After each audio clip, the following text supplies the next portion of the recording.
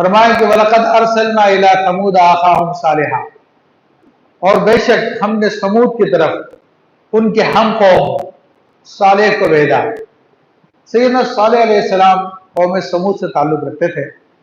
اور قوم سمود کیا ہے؟ دیکھیں، قوم عاد تھی، ہود علیہ السلام کی قوم۔ جب اللہ تبارک و تعالیٰ نے ان کو ہلاک کیا تو ان کے جو دیندار لوگ تھے جو بچ گئے تھے،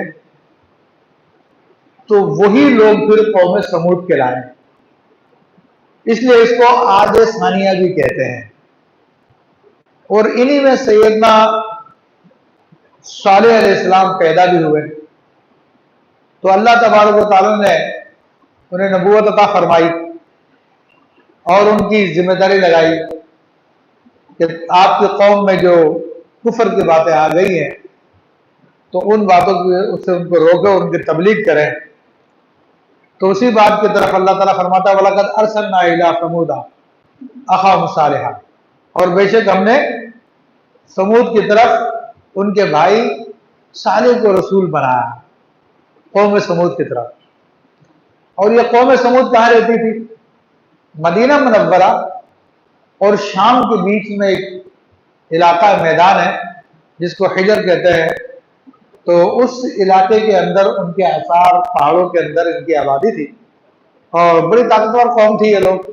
ان لوگوں نے پہاڑوں کو کھود کھود کر اپنے گھر بنائے ہوئے تھے، اور ظاہر سی بات ہے بہت مضبوط گھر تھے ان لوگوں کے۔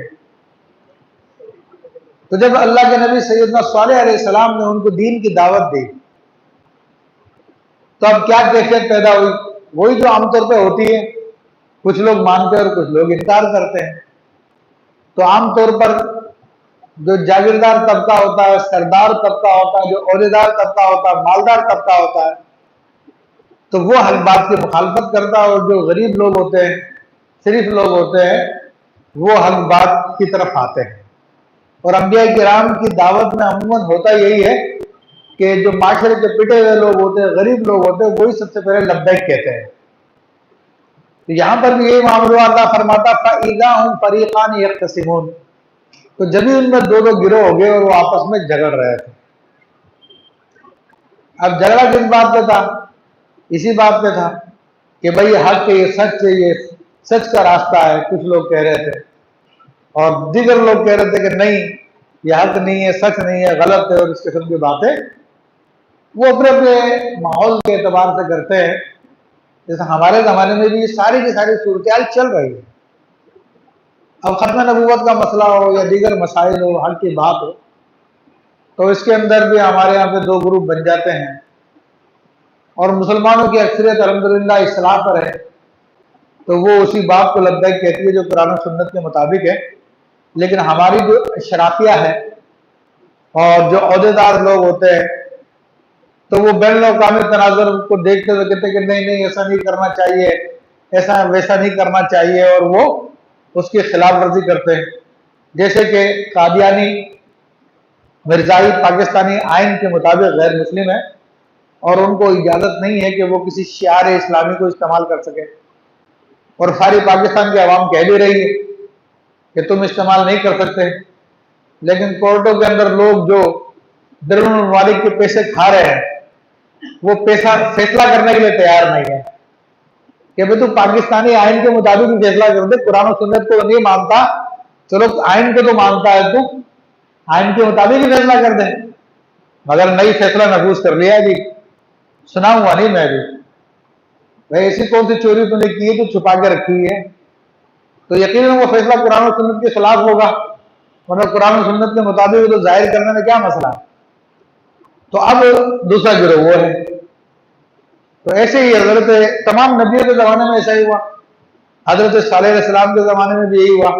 کچھ مومنین تھے، انہوں نے کہا کہ آپ حق پر سچے ہیں، اللہ کی طرف سے پیغام لے کر آئے، انہوں نے کہا نہیں جھوٹے، معاذ اللہ، یہ وہ فلاں نمتا۔ تو جب آپ نے کیفیت دیکھی لوگوں کے انکار کرنے کی، قال یا قومی، تو حضرت صالح علیہ السلام نے فرمایا میری قوم کے لوگوں، لما تستعجلون بالسیئۃ قبل الحسنۃ، کہ تم کیوں جلدی کر رہے ہو ہے برائی کے لیے بھلائی سے پہلے۔ تو اصل میں صالح علیہ السلام نے ان کو تنبیہ کی تھی کہ دیکھو تم مان لو اللہ کی رحمت ہوگی، اللہ کے انعامات ہوں گے، اللہ کا فضل ہوگا، کرم ہوگا، اور اگر نہیں مانو گے تم پر عذاب آئے گا۔ تو چونکہ متکبر لوگ ہوتے ہیں، یقین نہیں رکھتے، تو انہوں نے بھی کہا فوراً لے آؤ عذاب، دیکھ لیں گے عذاب کو۔ ایک تو ان کو یقین نہیں تھا کہ کوئی عذاب آ سکتا ہے، کیونکہ میٹرلسٹک لوگ تھے، اور دوسرا یہ کہ یہ سوچا ہوا تھا انہوں نے شاید عذاب آئے گا تو ہم اس وقت مسلمان ہو جائیں گے عذاب کے آنے سے پہلے۔ تو حضرت صالح علیہ السلام نے ارشاد فرمایا، اے میرے قوم کے لوگوں، تم عذاب کے لیے جلدی کر رہے ہو مقابلہ اچھائی کے، لولا تستغفرون اللہ لعلکم ترحمون، اللہ سے بخشش کیوں نہیں مانگتے، شاید تم پر رحم ہو، اللہ سے بخشش مانگو، ایمان لے کے آ جاؤ تو اللہ تعالیٰ تم پہ رحم کرے گا۔ تو اب کیا ہوا، کیونکہ ان کو دنیا کی چمک نظر آ رہی تھی، دنیا کے معاملات نظر آ رہے تھے، قوم تو بہت بڑی تھی، صالح علیہ السلام تو صرف 4000 آدمی ایمان لے کر آئے تھے، باقی قوم تو بہت بڑی تھی، تو ان کو اپنی تعداد نظر آ رہی تھی کہ ساری پاور ہمارے پاس ہے، ساری طاقت ہمارے پاس ہے، سورس اور فورس ہمارے پاس ہے، ہمارا کیا بگڑے گا۔